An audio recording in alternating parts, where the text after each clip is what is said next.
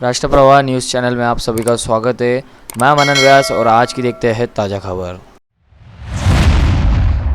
अमरावती जिला कांग्रेस की ओर से किसानों को संपूर्ण कर्ज माफी तथा घरकुल योजना के हफ्ते तुरंत देने की मांग को लेकर जिलाधिकारी कार्यालय पर मोर्चा निकाला गया। स्थानीय इरविन चौक से सैकड़ों कांग्रेस के कार्यकर्ताओं के साथ विधायक यशोमती ठाकुर, कांग्रेस जिलाध्यक्ष बबलू देशमुख के नेतृत्व में इरविन से पैदल मार्गक्रमण करते हुए मोर्चा जिलाधिकारी कार्यालय पहुंचा, जहां जिलाधिकारी को विविध मांगों का ज्ञापन सौंपा गया। इस अवसर पर पूर्व विधायक वीरेंद्र जगताप, हरिभाऊ मोहोड, आदिवासी सेल के राम चव्हाण सहित सैकड़ों कार्यकर्ता उपस्थित थे। साधा आहे, शेतकऱ्यांना भाव मिळाला पाहिजे एवढा अट्टहास आहे।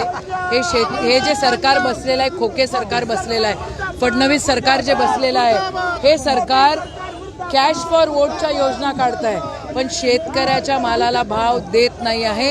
या सगळ्या गोष्टींचा निषेध आहे। अमरावती जिल्ह्यामध्ये 20 आत्महत्या मागच्या आठवड्यामध्ये झालेल्या आहे, ही फॅक्ट आहे। आणि मागच्या 6 महिन्याच्या जर तुम्ही घेतल्या तर 200च्या वर आत्महत्या आहेत।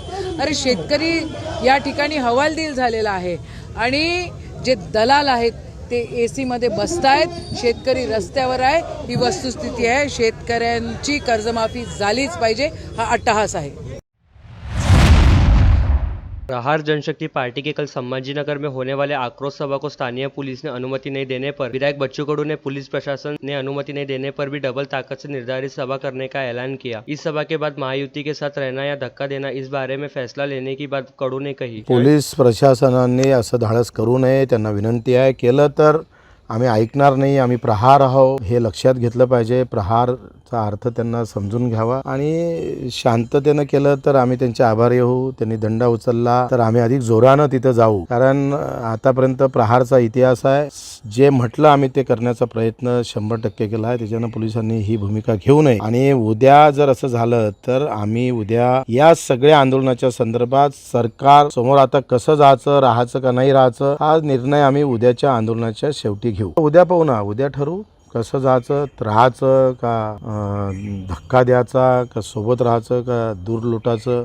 आम्ही मुद्द्या संदर्भात लढणारे लोक आहे। आम्ही आमदारकी मागितली काय, जागा मागितली काय युतीला? बिलकुल नाही, मागणारे नाही आम्ही। पण मुद्दे जर तुम्ही क्लिअर करत नसाल गोरगरिबांचे, कष्टकऱ्यांचे, तर मग गाठ आमच्या सोबत आहे, हे लक्षात।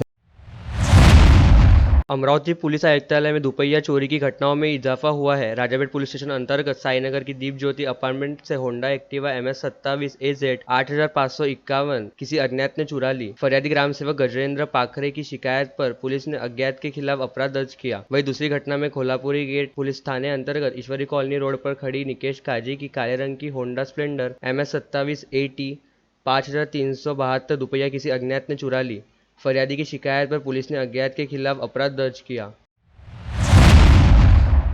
मनपा उपायुक्त माधुरी मडावी के मार्गदर्शन में आज बडनेरा के अलमास नगर में स्वच्छता ड्राइव मुहिम चलाई गई। सफाई अपनाओ बीमारी भगाओ अभियान अंतर्गत जोन क्रमांक 4 में अलमास नगर से सोमवार बाजार तक सफाई नालियों पर किए गए अतिक्रमण को हटाया गया तथा बेवारस पशुओं के मालिकों पर दंडात्मक कार्रवाई की गई। महसूल पखवाड़ा के निमित्त आयोजित युवा संवाद कार्यक्रम मोर्शी रोड स्थित अमरावती तहसील कार्यालय में आयोजित किया गया था। कार्यक्रम का उद्घाटन जिलाधिकारी सौरभ कटियार के हाथों हुआ। तहसील की नई इमारत में वाइंडरों को बैठने की व्यवस्था नहीं होने से नागरिकों को हो रही असुविधा के चलते कार्यालय के कर्मचारियों के माध्यम से अर्ज भरने की सुविधा उपलब्ध कराने का महत्वपूर्ण निर्णय प्रशासन ने लिया। युवा संवाद कार्यक्रम में स्पर्धा परीक्षा की तैयारी कर रहे छात्रों को उप जिलाधिकारी प्रसेनजीत चौहान, उप जिलाधिकारी महसूल विवेक जाधव, तहसीलदार विजय लोखंडे ने उपयुक्त मार्गदर्शन किया। इस अवसर पर नायब तहसीलदार सुनील रासेकर, राजू दंडाळे, टीना चौहान, स्नेहा देशमुख उपस्थित थे। अमरावती तहसील कार्यालय की मोर्शी रोड स्थित नई इमारत में महसूल पखवाड़ा के निमित्त 12 अगस्त को दिव्यांगों के लिए विविध शासकीय योजनाओं के लाभ के लिए नामांकन किया जाएगा। योजना के लाभ लेने के लिए दिव्यांग का वैद्यकीय प्रमाण पत्र, UID कार्ड, आधार कार्ड, जन्म दाखिला, 2.5 लाख तक आय प्रमाण पत्र, 2 पासपोर्ट कार्ड, फोटो लाना होगा। योजना का लाभ लेने का आह्वान तहसीलदार विजय लोखंडे ने किया। निर्भय बनो विचार मंच की ओर से दमन चक्र के खिलाफ लोकशाही के रक्षण के लिए सत्य जानने के लिए इस घोषवाक्य को लेकर डॉक्टर विशंबर चौधरी तथा एडवोकेट असीम सरोदे के व्याख्यान का आयोजन 10 अगस्त को स्थानीय छत्रपति शिवाजी महाराज सभागृह पंचवटी में दोपहर 4 बजे किया गया है।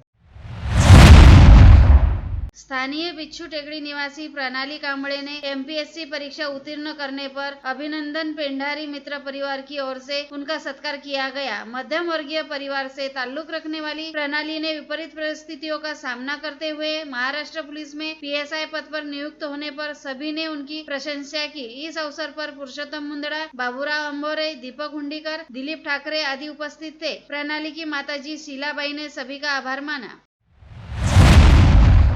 फैजरपुरा पुलिस स्टेशन अंतर्गत यशोदानगर चौक पर ऑटो रिक्शा हटाने को लेकर हुए विवाद में घायल वैभव शेलारे की उपचार के दौरान बुधवार को मृत्यु हो गई, जिसके बाद पुलिस ने हमलावर आरोपी आदित्य वानखेड़े पर हत्या के प्रयास के बाद अब हत्या का मामला दर्ज किया। और लेटेस्ट न्यूज़ देखने के लिए राष्ट्रप्रभा चैनल को लाइक और सब्सक्राइब कीजिए।